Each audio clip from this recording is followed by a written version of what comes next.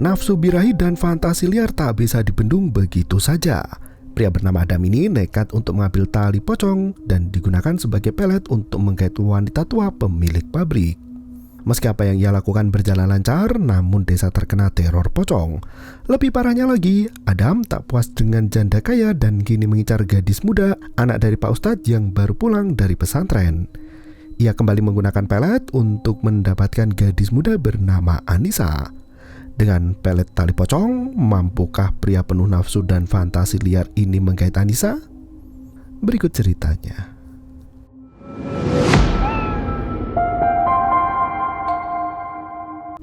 Siang itu, Susan, pemilik perkebunan teh, mampir ke pabrik untuk mengecek keadaan dan hasil produksi.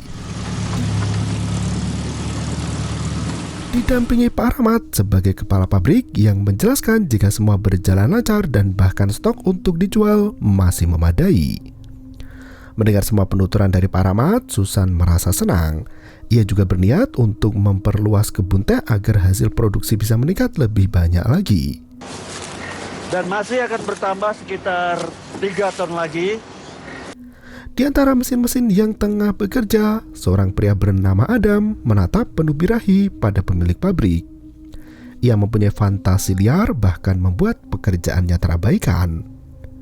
Ketika Susan dan Pak Rahmat berpindah tempat, Adam terus mengikuti wanita itu.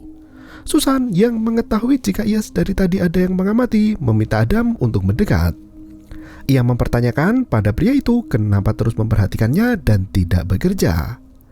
Dengan cengengesan, Adam mendekat dan mengatakan jika Susan cantik. Ibu teh gelis pisan. Sebuah tamparan pun langsung mendarat ke pipi Adam. Tak hanya itu, Susan juga meminta Pak Rahmat untuk tidak mempekerjakan Adam kembali. Pak Rahmat turut kesal dan mengatakan jika Adam tak punya adab. Tidak punya adab. Nafsu birahi Adam kini berubah menjadi sebuah dendam dalam hati yang harus terbalas. Malam harinya, Adam tak langsung pulang. Ia menunggu di depan gerbang pabrik untuk melihat Susan yang hendak pulang. Meski mengendarai mobil, Susan ketakutan melihat ada Adam di sana. Namun, bukan bergegas melenggang pergi, Susan justru menghentikan kendaraan untuk sekedar melihat ekspresi mengerikan dari pria itu. Sungguh tindakan yang tak terduga.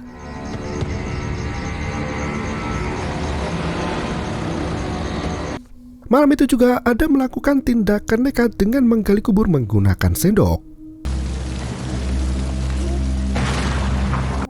Dan anehnya pria itu berhasil menggali bahkan tak sampai matahari terbit. Kini ia menggunakan mulutnya untuk mengambil tali pocong yang nanti akan digunakan untuk pelet. Meski tali itu berhasil diambil menggunakan mulut, namun sosok pocong muncul tak terima jika apa yang menjadi miliknya diambil begitu saja.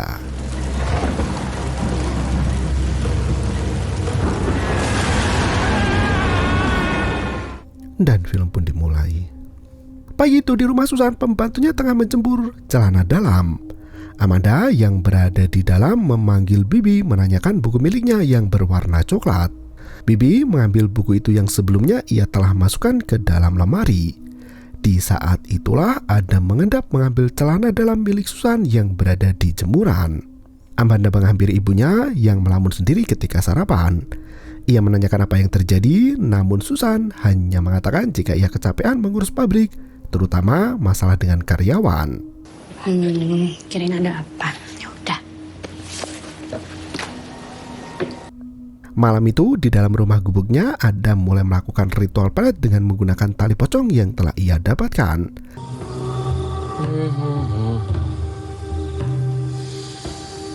Ambisi Adam semakin besar, terutama setelah mendapat perlakuan kasar di pabrik dan akhirnya dipecat. Amanda yang berada di rumah merasakan jika ada bisikan yang memanggil namanya. Ia mengecek ke kamar sang ibu, namun Susan masih tertidur lelap. Bayangan hitam melintas dengan cepat di mana Amanda mencari tahu sosok tersebut. Karena tak melihat ada apapun, Amanda memilih untuk masuk ke dalam kamar karena merinding.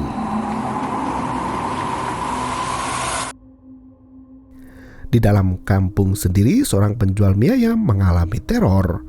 Kampung itu terasa sepi dan ia merasakan hal yang aneh. Ternyata ada sosok pocong yang terbang di atasnya. Penjual mie ayam yang ketakutan langsung lari meninggalkan gerobaknya, namun ternyata pocong itu hanyalah mainan hansip. Petugas keamanan kampung itu justru membuat kampung tidak aman dan mereka mengambil mie ayam begitu saja secara gratis dan tidak mau membayar. Enak banget, Cid. Lu jangan ambil sembarangan. Adam kembali melakukan ritual pelet di mana sosok pocong yang asli kirimannya sudah berada di depan rumah dari Adam. Pocong itu menginginkan barang miliknya dikembalikan.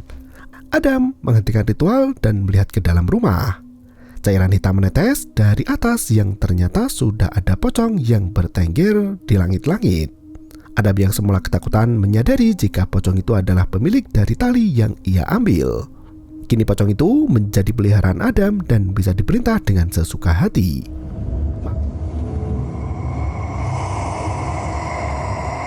Malam itu Susan yang terbangun melihat Amanda yang berada di ruang tamu.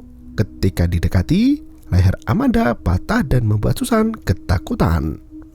Ia berlari keluar dari rumah, namun sosok Adam tiba-tiba muncul. Pria itu menusuk dada Susan menggunakan keris yang sudah dimantrai.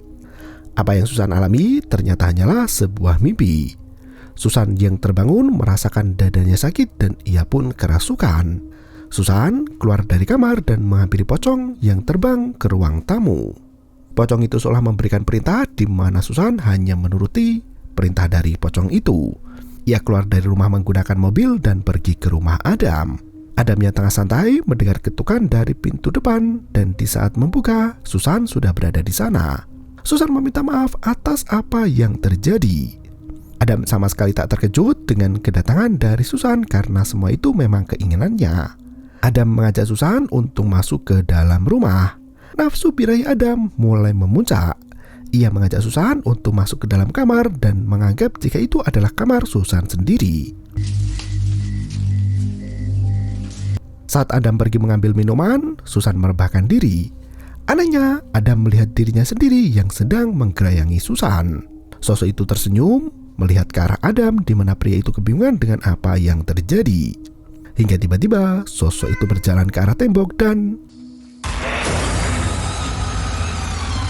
Ternyata sosok yang menyerupai Adam merupakan sosok pocong yang talinya digunakan untuk pelet. Adam teringat dengan buku tutorial pelet tali pocong yang menjelaskan jika setiap berhasil menggait wanita, maka pemilik pocong itu berhak untuk menikmati wanita itu juga. Adam kini harus berbagi dengan sosok pocong untuk menikmati Susan.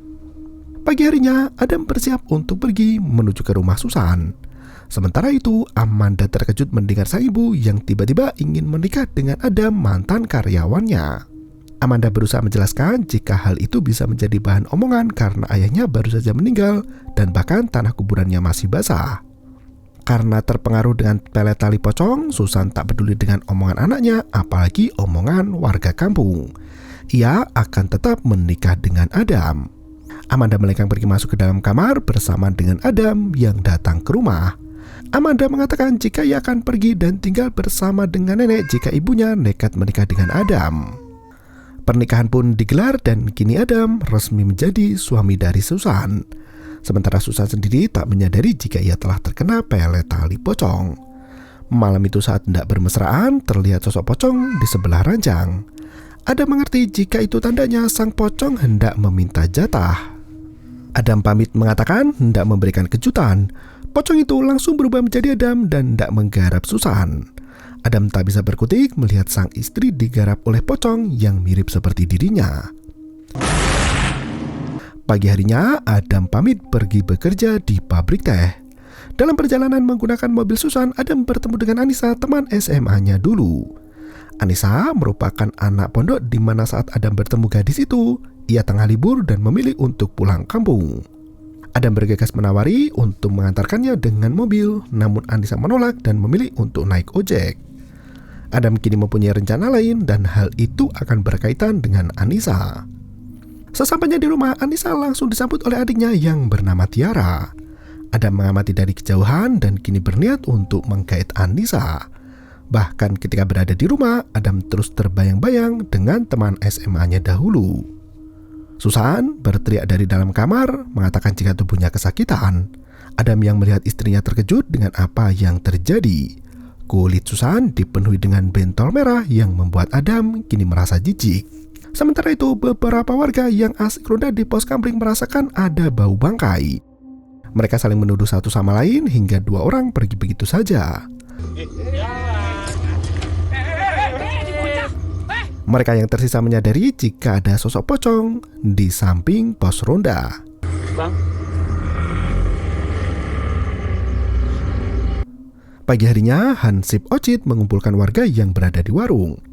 Ia meminta semua warga untuk menutup pintu, terutama ketika maghrib tiba karena kampung mereka sudah tak aman, ada teror pocong. Pak Kepala Desa yang datang membenarkan perkataan Ocit dan meminta warga untuk lebih waspada, terutama ketika malam menjelang. Adam yang mendengar pengumuman itu dari dalam mobil hanya tersenyum melihat ketakutan warga. Malam itu, Anissa pulang bersama dengan Tiara dari masjid. Mereka bertemu dengan Farhan yang selesai memasang perangkap babi di hutan. Salah satu warga sempat tak percaya dengan teror pocong yang ada. Imbauan untuk menutup pintu tak dihiraukan hingga sang istri ngomel-ngomel. Padahal sosok pocong sudah berdiri di depan rumah. Siang hari berikutnya, Adam datang ke rumah Anissa dengan membawakan bingkisan. Bingkisan itu tak langsung Anissa terima dan meminta adiknya untuk menerima. Sayangnya karena sang bapak tak ada di rumah, Anissa tak bisa menerima tamu.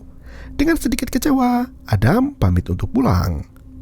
Di saat yang bersamaan, bapak dari Anissa pulang dan berpapasan dengan Adam. Pak Bahri langsung memberitahu anaknya jika Adam belum lama menikah dengan pemilik kebun teh sekitar mereka. Ia takut jika Adam mempunyai niat buruk datang ke rumahnya. Malam harinya, Adam kembali melakukan ritual pelet dan kali ini targetnya adalah Anissa. Dengan menggunakan tali pocong, ia berharap bisa menggait Anissa dengan mudah sama seperti Susan. Sayangnya, hal itu tak terjadi.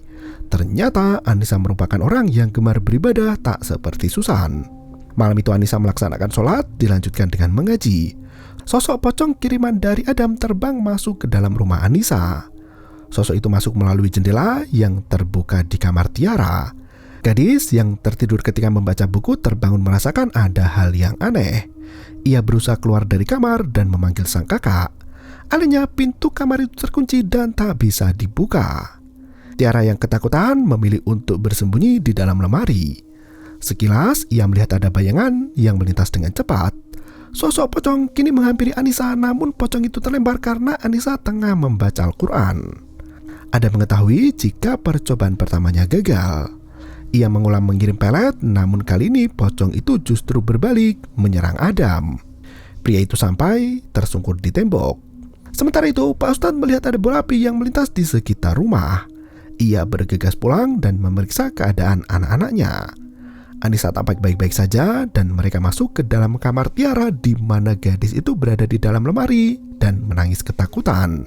Pak Bahri bergegas menggendong anaknya keluar dari lemari. Ia membacakan doa hingga Tiara mulai tenang. Gadis itu langsung memeluk kakaknya. Pak Ustadz memberikan nasihat pada anak-anaknya untuk memperbanyak ibadah karena ia merasa rumah mereka ada yang mengganggu. Anissa mengaku juga merasakan hal yang sama, namun ia tidak mengetahui siapa yang telah mengganggu mereka. Sakit Susan kian bertambah parah. Ia meminta minum pada Adam suaminya, namun pria itu justru memberikan surat kuasa pengalihan harta dan aset. Susan sempat menolak, namun Adam mengancam jika ia akan meninggalkan Susan mati sendiri jika tak menandatangani surat tersebut. Karena tak ada pilihan lain, Susan memilih untuk menandatangani surat kuasa itu, di mana ia akhirnya menyerahkan semua harta bendanya pada Adam. Sore itu Adam bertemu dengan pedagang ayam cemani. Ia membutuhkan cemani itu untuk sarana ritual selanjutnya.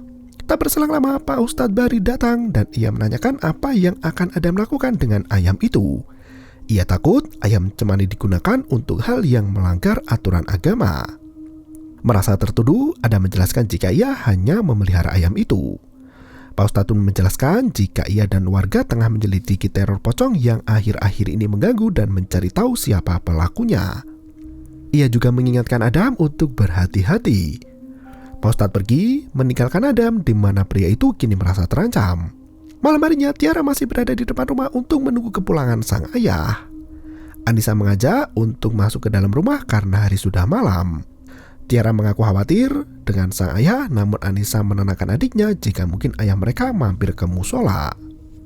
Pak Ustadz malam itu ditusuk oleh 2 preman suruhan dari Adam hingga terkapar tak bernyawa. Warga pun berbondong-bondong pergi ke rumah Pak Ustadz untuk melayat. Adam datang dengan wajah sedih seolah ia berduka atas apa yang terjadi. Farhan merasa aneh dengan sikap Adam yang datang dan langsung membuka kain penutup jenazah. Beberapa hari berikutnya, Adam datang untuk melamar Anissa dan memberikan segepok uang. Sayangnya Anissa menolak lamaran itu karena Adam masih mempunyai istri. Terlebih, ia kini tengah berduka sehingga merasa Adam tak punya adab.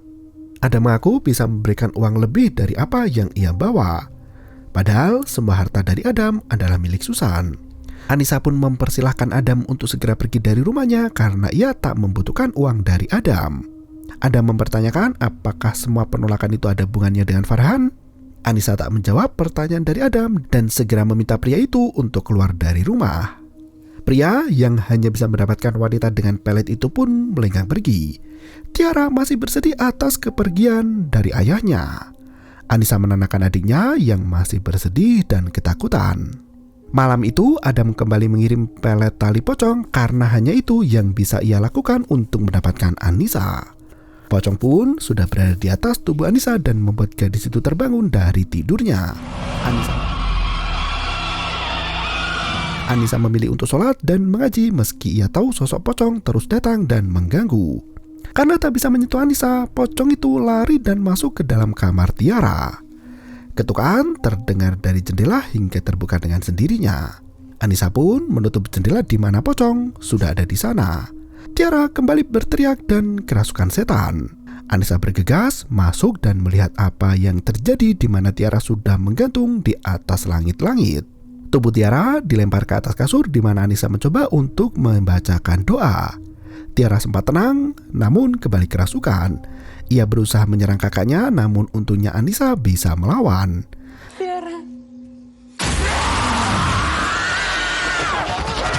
Tiara kembali keluar dan berada di langit-langit. Ia kembali menyerang Anissa dan menggigit tangannya hingga berdarah. Di tempat lain, Adam berusaha untuk memperkuat mantranya. Sayangnya, sihir yang Adam kirim kalah kuat dengan bacaan doa Anissa. Rumah Adam pun terkena serang sihir yang berbalik dan membuat rumahnya terbakar. Anissa kesakitan di mana tangannya berdarah. Ia mencari keberadaan adiknya yang tiba-tiba menghilang. Di pos kamling, warga yang sedang beronda sekilas melihat ada gadis yang berjalan masuk ke dalam hutan. Mereka ketakutan mengira jika sosok itu adalah hantu. Mereka lari pergi dan bertemu dengan Anissa yang berlari mencari Tiara. Mereka menyadari jika sosok yang ditemui bukanlah setan, melainkan Tiara. Warga kampung pun keluar untuk mencari keberadaan dari Tiara yang menghilang.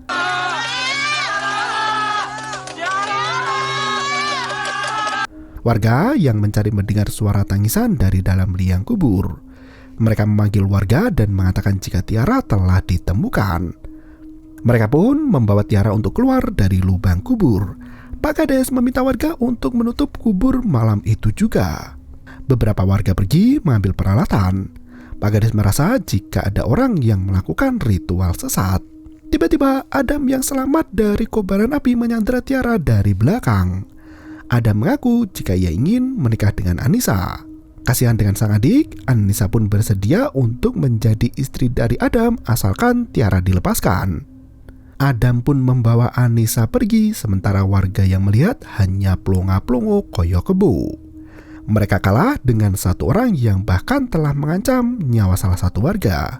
Dalam pelarian itu Adam mengatakan jika Anissa beruntung karena ia tak menghabisi Anissa sama seperti ayahnya. Mengetahui jika sang ayah dibunuh oleh preman suruhan Adam, Anissa pun menjadi murka. Sekarang bagaimana kita akan memulai? Saat Adam berbicara sendiri, Anissa memanfaatkan kesempatan itu untuk kabur. Adam langsung mencari keberadaan Anissa yang menghilang. Saat berada di tepi jurang, sosok bayangan hitam mendorong tubuh Adam hingga terjatuh masuk ke dalam jurang yang terdapat bambu tajam. Farhan datang bersama warga di mana Anissa untungnya selamat. Beberapa malam setelahnya, Ocit mengaku lelah menjadi hansip. Ia memilih untuk keluar kampung dan mendapati tali pocong yang jatuh dari atas. Saat diambil, tiba-tiba dan film pun berakhir.